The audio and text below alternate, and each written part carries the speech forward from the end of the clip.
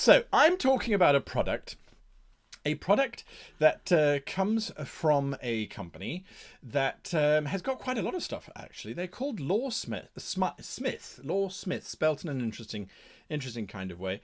Their product is this deck of cards, which they sent me, like I said, Dungeon Discovery Story Hooks. Now, it's a little deck like this. Very nice. Thank you very much. And then they sent me another one called Searches. This is all sci-fi themed. It's sci-fi themed. And I might be doing a sci-fi game shortly. So, and then Locations. It says on the box, Idea Generations. I'm going to hold it there for you. Idea Generation Cards for Role-Playing Game Masters. And then on the back, it's got an illustration of the cards and then the actual website. So they've sent me these 3 decks of cards. I have not opened them. I haven't opened it. The wrapping is still in place. And they retail for $15 a deck. Okay. I'm not sure if that's including shipping or not. But I'm going to open Story Hooks because, I mean, whatever. And what I like is it's in a plastic wrapper, but I did look at them beforehand and there's a little plastic tab. Now for me, I know this is a silly thing, but it's nice when you can just sort of peel it off on the plastic easily, he said, and then he struggled because it's childproof. Okay, there's the plastic, opening up the deck. Deck inside is sealed. These print companies tend to do this. But again, still a nice little easy tab, so it just slides right off. There's nothing worse than fighting with... Ooh, okay, so promo... LoreSmyth, noun, the smithing of lore and myth into a powerful compound. So LoreSmyth, I suppose. Yes, that's how we would pronounce it. We create quality and fun role-playing products, mastercrafted with love in the Netherlands. Oh, yeah, aangename kennis, Netherlands. Welcome to the LoreSmyth family of bona fide nerds. Okay, so I didn't know that they were based in the Netherlands, and that's lovely. All right, they're based in the Netherlands, Holland to some people. So this is the deck, nice back, and I'm going to randomly draw a card that I cannot see, and just see if it does actually help us. Does it? Flip it over. Borrower Alien Bureaucrat. Ruins a negotiation, commits treason to punish the corrupt, to discover new lands, but there is no return. Then a virus spreads. Okay, so those are the options on the card, reversed. I'm going to take that one. So a borrower alien, drawing another one. Counterfeits records, it doesn't make much sense. Opens a secret portal. Aha. Aha, opens a secret portal. Okay, drawing another one. To create a masterpiece, to prove injustice. I prefer that one. To prove injustice. And then the very last option, yet the truth is out there. But who can they trust? Right. That to me is absolutely brilliant. Let's put this in here together. So we've got, sorry, a bigger pardon. No! There it goes. Okay, right. So a borrower alien. Or a bureaucrat. I'm going to go with bureaucrat. It makes more sense. A bureaucrat. Wait, which one was it now? Opens a secret portal. To prove innocence. I think we said. No, sorry. To prove injustice. But who can they trust? Okay. I love that. I absolutely love that because you go, oh, wow. All right. How do we work this out? So the bureaucrat who's going to stop and to prove an injustice opens up the secret portal. What's the portal? It's a sci-fi kind of thing. So is it an interdimensional rift? Is it because they want to prove an injustice? So perhaps the bureaucrat's people are being abducted into a different dimension. But no one believes the bureaucrat. So the bureaucrat opens up this giant portal on the home planet, which lets everybody, all of this intradimensional alien species, come pouring through because they can't trust anyone, because everyone that they've gone to is either in cahoots or... And how brilliant is that? So simple, and off we go. I mean, it was literally a couple of minutes. So I like that. And each card's got 2 options per sort of slot, and you can kind of work them around as you like. Some make more sense than others. Okay, so that's discoveries. I think think this is absolutely brilliant. Now, they've got some, I think they've also got stuff for fantasy. So let's have a look here. We've got locations. Locations can be really useful. You know, I had a question the other day, and we're not going to go for too much longer on this, folks. So if you're not interested in these kind of decks, that's fine. Yeah, someone was asking what's that on my shirt. That is Pinky, the octopus, named Flick, who was in the Dungeons and Dragons Descent into Avernus stream, which you can find on my YouTube channel. And Pinky was a familiar, a very, very, very abused familiar, I might add, of the mage.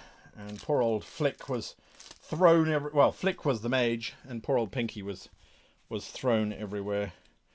Okay, so these are locations: skyscraper balcony, public restroom, radar station, organ bank. Interesting. And then you add another card. So let's say public restroom, add another card. Under construction when a gravity anomaly strikes. Or, oh dear. A public fate.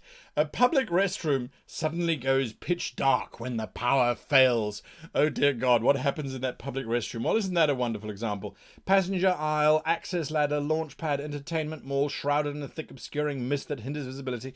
These, I think, are also, I mean, you can just take that and just boom, boom, boom, boom, boom, put it all together, and there you go. There you go. Sorry, you're quite right, Grizzles. Flick was not in Descent into Avernus. Flick was in Ghosts of Saltmarsh. He wasn't in Descent into Avernus. Well, he was, but they never found him. Anyway, okay, so there we go. That's locations. And then they've got searches as well. I mean, these locations, there are 4 per card, and there's 50 cards. So that's 200 different locations that you can add. I think that's absolutely wonderful. And then there's 2 kind of situations: filled with a planar gate that opens into a beautiful alien world, caught in a warp flux that slows down time at random intervals. I mean, so you've got 100 different situations, 200 different locations. That's absolutely brilliant. And I have to say the cards themselves are made out of, I know this is sacrilege, but this is in each deck, so it hurts my soul. It really does. It really hurts my soul. But the cards, you can't see it on the camera, but the cards are made out of quite a tough cardboard. I mean, I've just ripped it in half now, but it's not too fragile, which I quite like. Not too fragile. I mean, obviously one wouldn't want to do this. I feel so sorry, card. Okay, all right. So the last one is searches. Now I'm going to open this surreptitiously, but while I'm opening this one, let's go back to your questions. I hate tearing things, even though there's one of those promos in each deck. It's like, oh God, it hurts. It hurts, but you got to do the test. I can't stand flimsy cards. So, and they've got a nice texture to them as well. They've got a nice texture to them. I swear that was a promo card. Okay, so let's see. Dan Green says, I have a problem player that is only out for the big bad weapons and will prematurely disengage or all-round ignore people in trouble to get it. How do I get them to be more of a team player? Well, that's a tough one. Okay, so they're only after big bad weapons or the best armor, I would imagine. I mean, they're a bit of a loot whore by the sounds of things. You know, they're obsessed with finding loot. That lovely smell of cards. I know I'm weird. It is what it is. All right. See, I promise. I told you that there was a duplicate of that card. There's a duplicate. These are just promotional bits and bobs. So there we go. I won't rip any more cards in half.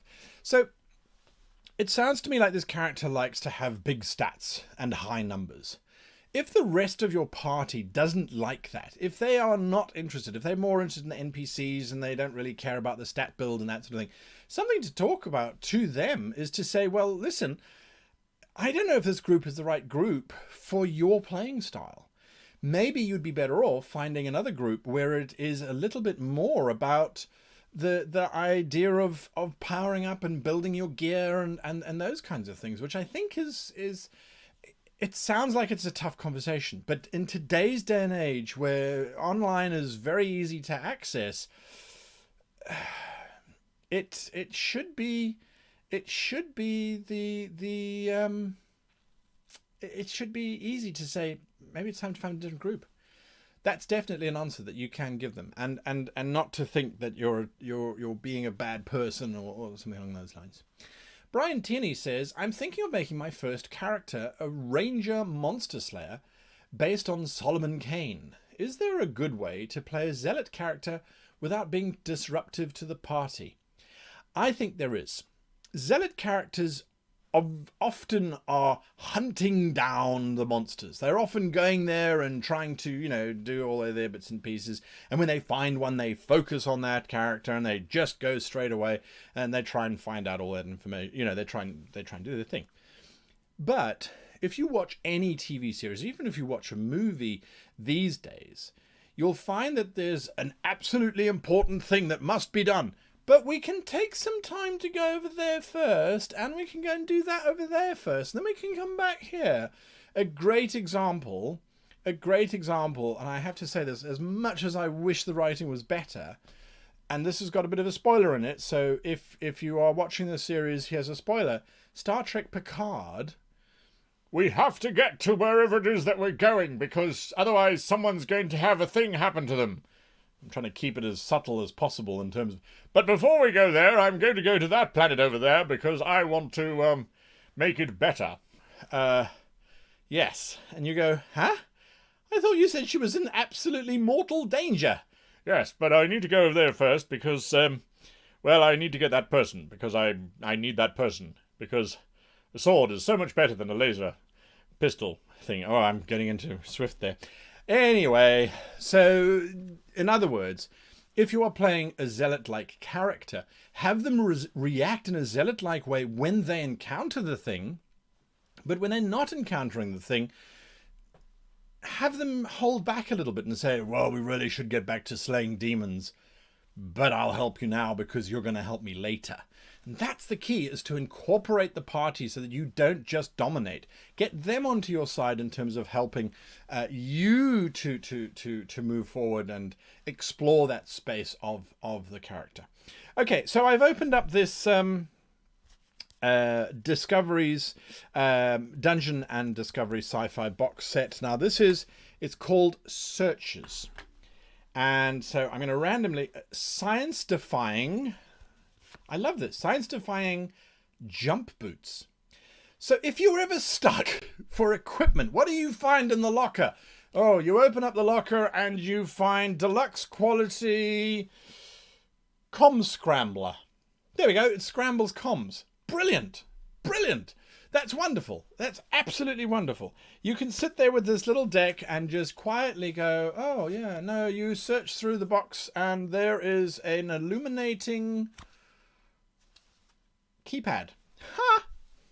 Even they have those in the future. So yeah, again, guys, if this is the thing for you, here is their website. I've got it open so you can have a look. They've got sci-fi stuff. So they've got the sci-fi stuff, and then they do also have dungeon sort of stuff as well. Fumbles, Wilderland Voyages. Someone was asking, how do you make wilderness more exciting? They've got those as well. Curious Treasures, etc. Really, really worth having a look at. And that is LoreSmyth.com. LoreSmyth.com and then /Dungeon Decks. They've got a whole bunch of other stuff as well as some free downloads. So go and check out their website. Okay.